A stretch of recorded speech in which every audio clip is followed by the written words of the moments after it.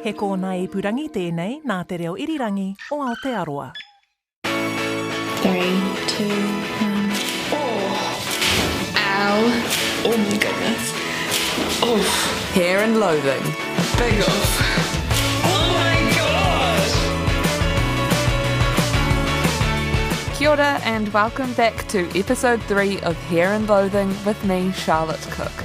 A podcast where I talk about bodies and the hairy bits of it. I had a really bad monobrow. My hands get quite hairy. The old gorilla hands. My feet, my toes, beards around my nipples, my stomach, ear hair and nose hair. I have this clear memory of the family calling me mustachios. And it was my little 5 o'clock shadow coming through on my toe. God. Once again, this might be a confronting listen for some of you. In this episode, I talk about hormones, treatments, and the journey for trans women. I started growing out my body hair about 5 weeks ago when I began researching and interviewing, so everything is getting pretty furry, apart from that one place I'm sure you all remember. People always say it's there for a reason, as some kind of way to make me feel better. But honestly, what have my hairy toes ever done for me? What's kind of amazing is that this is the first time since I was, say, 13 that my body hair has been left unmaintained. We know that most bodies have hair. It comes in varying degrees, but for the most part it's normal, even if we're told it isn't.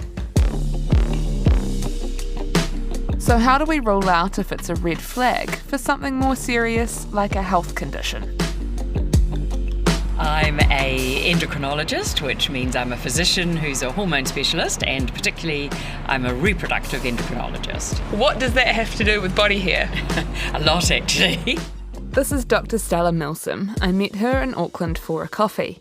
Now, it's all a bit complex, and we are strapped for time, so she's going to give us a taster into the medical side of hairiness.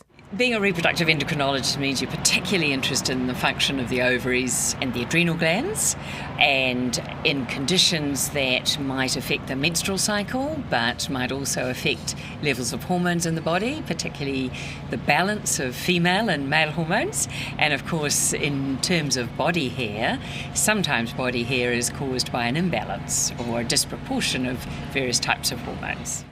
What's considered a normal amount of hair tends to depend on your family history and ethnicity. But unfortunately, there's no real test to determine how much you should have. Instead, there's a Ferriman-gallwey scale, which scores the face, chest, abdomen, legs, and back. Those sites are scored between 0 and 4, and with that we get, and of course it is subjective, but we get a score. So if you are Caucasian, for instance, it would be reasonably normal to have a score up to 7. So in that setting, we're scoring what we call male type or more androgen-dependent hair. Androgen is a male-type hormone, partly responsible for hair growth in women. So up to 7 would be within the normal range, and really just in simple terms, it means that most women, particularly Caucasian women, if we're thinking about different ethnicities, are going to have some hair. Interestingly, the scoring system doesn't necessarily include places that might worry women, like hair in the sideboard area, hair around the nipples, hair on the arms, even hair on the fingers or toes. What is hair on the body for? It grows there, so on some level it must have a purpose, right? In the setting of the androgen-dependent areas, it is hard to see quite what that purpose is. We know that we're born with many hair follicles, and most of those are actually not active. So let's say we had up to 1 million hair follicles that could grow some of this darker or more androgen or more male-type hair.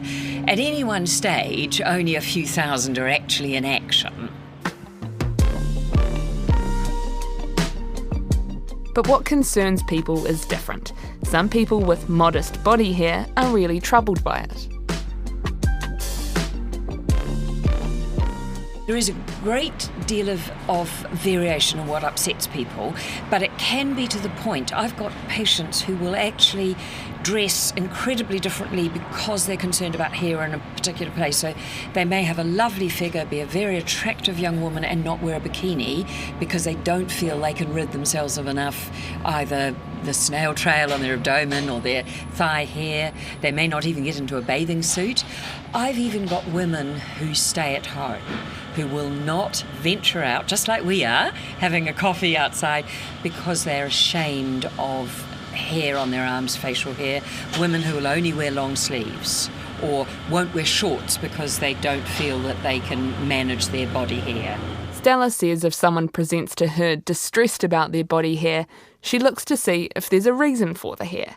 Are there other things going on that might suggest a hormonal condition? So should we be investigating even just measuring a serum testosterone, but should we actually be looking for polycystic ovary syndrome, which would be the most common? Should we be checking thyroid function? Should we be thinking about adrenal function? Has there been a history of weight loss? We need to decide if that hair really is male-dependent hair or if it's the other types of hair we talked about. So let's say it is moderately significant, and yes, it's causing distress, so we do a workup to see why that might be happening, because I think for many of my patients the why is important. Why them? Why not their friend? But the next thing to decide is, do we want to actually manage it in a way that involves prescription medications?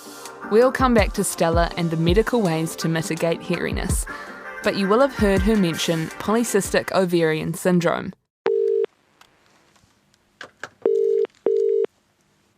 Hello, Andrea speaking. Kia ora, it's Charlotte calling. Hey Charlotte, how are you going? This is Andrea. She was diagnosed with PCOS in 2018. I knew something was wrong because I hadn't had my period for 3 months.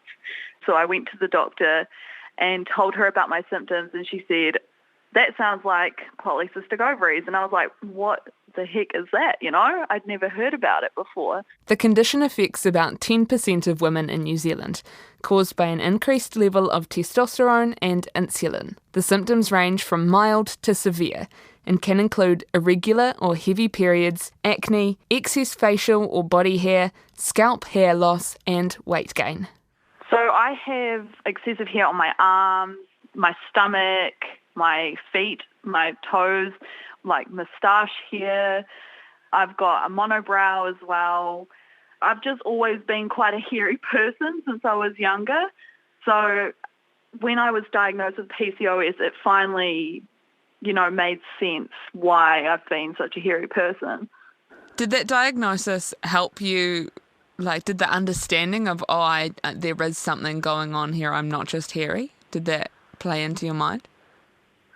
Yeah, I guess because, growing up, especially when you're a teenager, it's tough when you're comparing yourself to everyone and you feel insecure.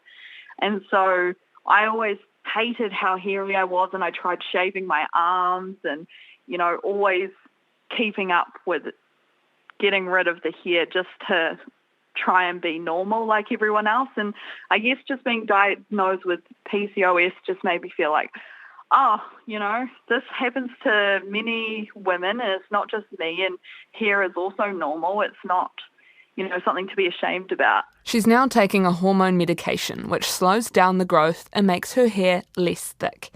But the psychological effects have been heavy. It definitely made me feel like I wasn't feminine enough. It just really played into how self-conscious I was about wearing shorts, wearing jandals if I hadn't shaved my feet, or just going out without having waxed my upper lip. I feel like the worst stage for me was when I started shaving my arms. And I don't understand why I would have done that. Obviously, I just felt very insecure, but right now I just look at my arms and they just look like arms. There's no problem with having dark hair at all. She was also self-conscious when her armpits started sprouting. Then I started shaving it all the time, and even playing netball at high school, and I would, even if I had shaved, I'd feel embarrassed about, the dark stubble compared to all the other girls who had these beautiful, clean-shaven underarms. Oh, it's like you blink and you've got stubble. Yep, it's like, but I just shaved.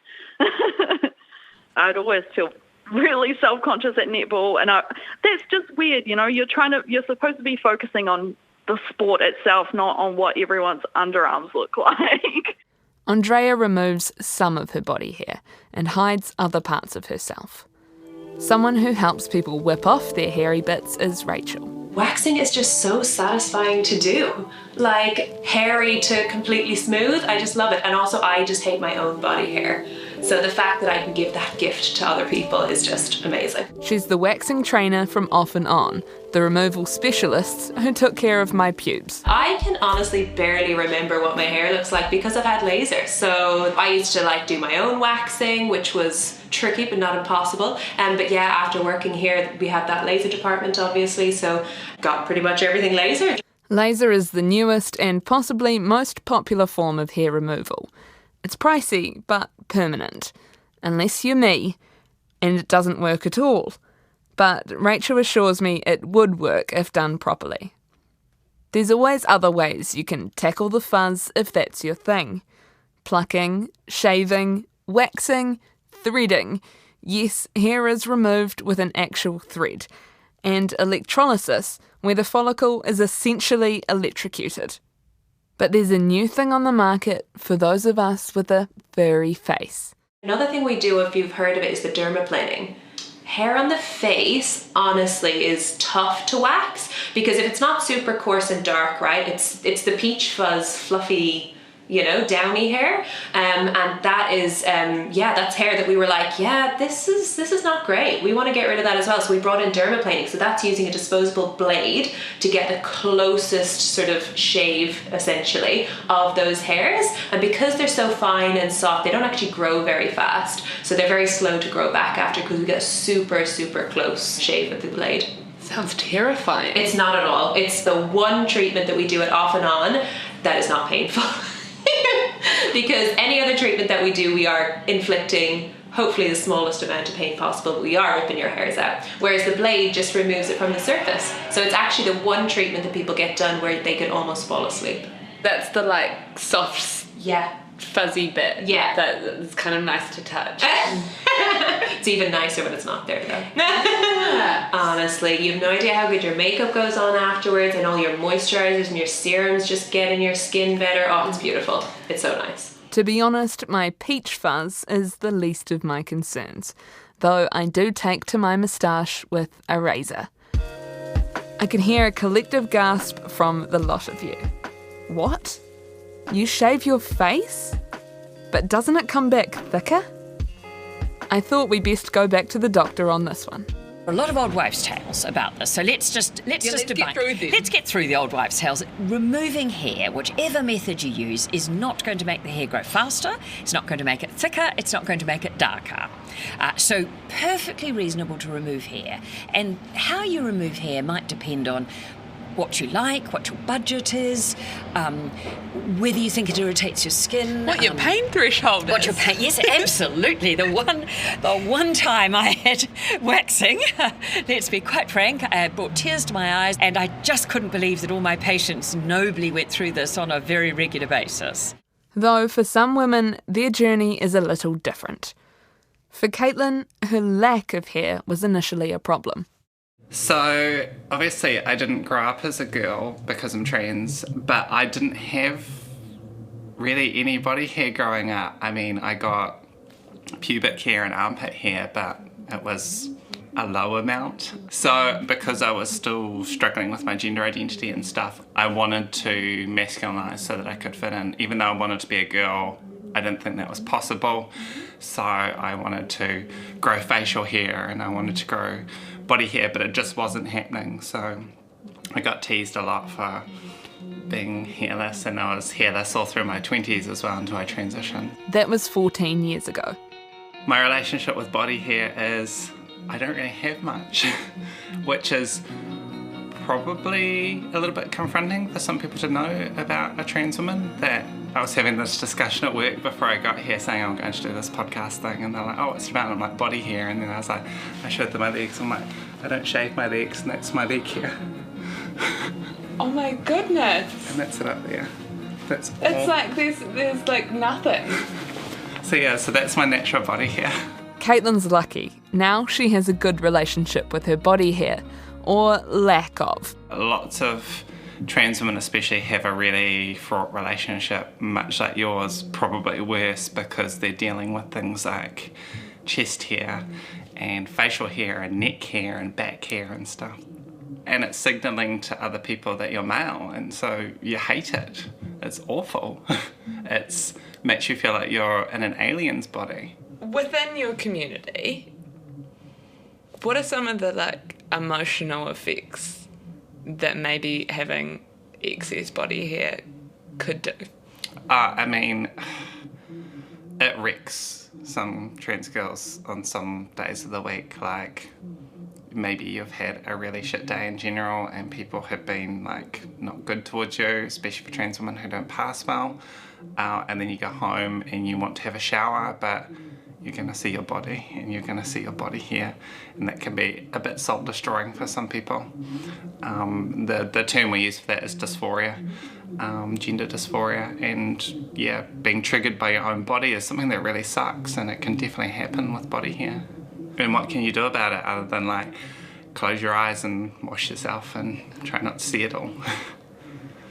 And so, consequently some people end up not having good hygiene, because the consequences of having good hygiene means that you're going to make yourself feel worse about yourself, but not looking after yourself also makes you feel worse about yourself, so it's catch-22.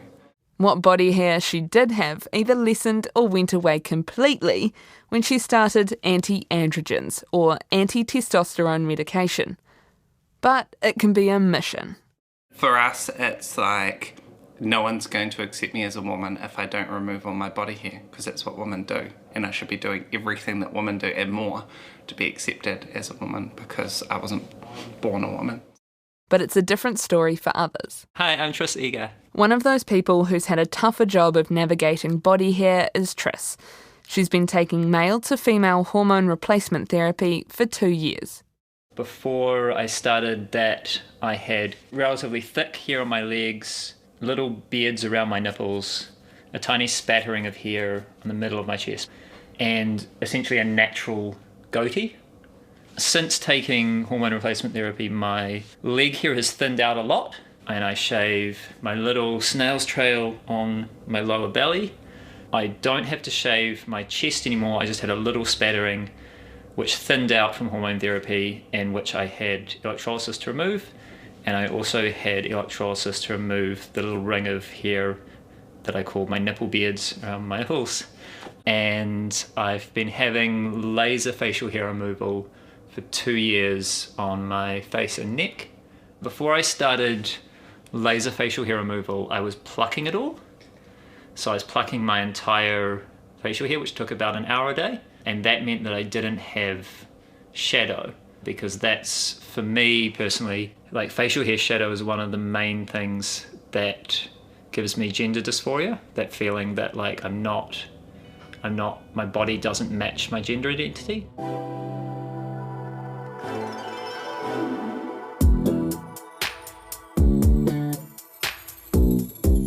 One of the interesting things I've discovered from transitioning, but which I think every woman just knows, is that it's expensive being a woman. When I say it's expensive, it's to maintain the same level of professionalism as a man, it's a lot more expensive. So you could choose to be a hippie and never shave your legs and never wear makeup, but if you want to maintain the same level of professionalism as a male colleague, the standards that you're expected to meet are much more expensive to meet. And then a lot of men just presume women don't have to deal with their facial hair, except obviously trans women, but a lot of women. I'm not a trans woman and I have to shave my face. Yeah, so that's added cost on top of the other things that are more widely known about, like legs and things. So all of that adds up, and then it takes time as well. For trans women like Tris, it's about finding that feminine benchmark. Feminizing myself is quite validating. To a certain extent, I just want to shave my hair because that is the accepted beauty standard for women. It's not that cis women don't have leg hair. It's not like having leg hair makes me not a woman, but it makes me the ideal beauty standard. Talking to other trans women online, seeing a lot of women make the comments that, oh, I'm not feminine enough, I'm not attractive enough, therefore I'm not a real woman. And at first I was like, I thought it's really sad that trans women feel that way. And then I sort of thought about it, I was like, well, I know a lot of cis women, and most of them actually feel that same way too. Like, most women feel that they don't live up to the ideal beauty standard. And so whenever I hear a trans woman say, oh, I'm not feminine enough, therefore I'm not a real woman, what I want to respond now is actually that feeling kind of proves that you are a woman, because that is part of being a woman in the society that we live in, is feeling not feminine enough. But back to Caitlin, who says even once trans women get the hair under control, sometimes there's a second wave. After 30, as you sort of approach 40, and you notice that's when men tend to get a bit more rugged looking, and they get more hair in places where they never had hair. And so older trans women will have been through that, and they will have to deal with the repercussions of that, like lots and lots of nose hair, lots and lots of ear hair, stuff that we've never thought about before, and that can be really distressing. By this point, there isn't much about hair and its removal that surprises me, but this one really got me. For trans women's surgery, especially in the United States, they reuse most of the skin of your genitals, including the stuff that has hair on it. The problem is they're using that skin and tissue to create your vagina, so it needs to be hairless. So you need to have about 3 or 4 clearing sessions of electrolysis. So someone is sitting there, a technician, zapping your genitals and removing all the hairs from them until it's all gone, and then they can give you surgery. Ouch! Yeah. Fortunately, there are surgeons who don't require the hair removal. Do you end up with like a hairy vagina in places that it shouldn't be hairy if you haven't undergone the hair removal thing? The short answer to that is yes. There is one of the complications of those surgeries, that specific surgery, the inversion surgery, is you can end up with hairs inside your vagina, and they can get ingrown and stuff, and it can be nasty. Fortunately, it's not very common, but it can happen. So all the cis ladies out there, just be thankful you can't get ingrown hairs in your vag. But the Thai surgeons, like the surgeon I went to, basically what they do is when they remove the tissue, they have someone sitting there and they scrape all the follicles out. When I was younger, I had all of the tests done to check if my testosterone levels were abnormal and to rule out polycystic ovaries. I didn't want anything to be wrong with me, but I badly wanted a reason for all my body hair. I wanted a quick fix and something to blame. They found nothing. I'm just pale and hairy. I've for so long claimed that label, hairy, as something to make me feel better. Realistically, it's probably just normal, but when you compare yourself to the hairless standard, it's easy to feel like a hibernating bear. But as Dr. Stella Milsom says, what distresses people varies, and there are a few medical ways to navigate the hair. The first simplest option, in a way, is a cream that people won't know about. It's called Vanica cream, Vaniqa. This inhibits an enzyme in the hair follicle that grows the hair. And you put the cream on, and usually people use it on their face. And you have to put it on every day, but it's very effective. The problem is it's not funded, but you can order it from Green Lane Hospital Pharmacy for a fee. Several $100s. Then we move on to prescription medications, which they do 2 things. They either block the production of those male hormones, or they stop the male hormones that you've got circulating in your body binding to one of these inactive hair follicles and telling it to grow hair. So they're called anti-androgens, anti-male hormone therapy.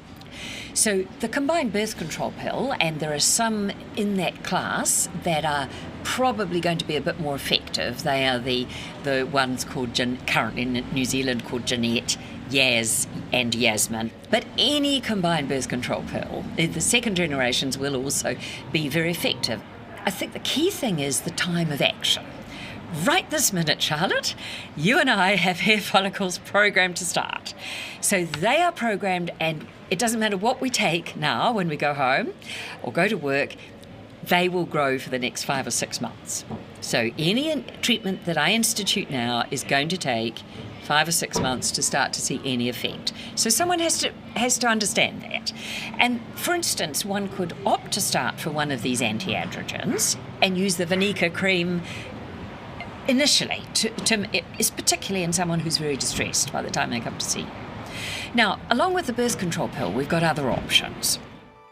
I don't want to get into the nitty-gritty of medications, because they're all very specific for each person, depending on the stage of life they're at. If you'd like to know more, find a good GP who can discuss your options with you, or send you to an endocrinologist. Wherever you sit on the scale of distressed or hairy, know that how you feel is normal. It's okay to ask for help, it's okay to remove it, it's okay to keep it, but just know that you aren't alone. All these women have shared their stories to prove that, to break down the taboo and remind you that all bodies are beautiful. Next time on Hair and Loathing, I talk to women that are bound by religion to remove hair, some that are from notoriously hairy nations, and how colonisation has impacted body image. This is a Tahi podcast, which you can find on Apple, Spotify, iHeart, or wherever you usually get them. Alternatively, head to the RNZ podcast and series page. Hair and Loathing is made by me, Charlotte Cook. The executive producer is Sonia Yee, and William Saunders is the sound engineer. Ka kite.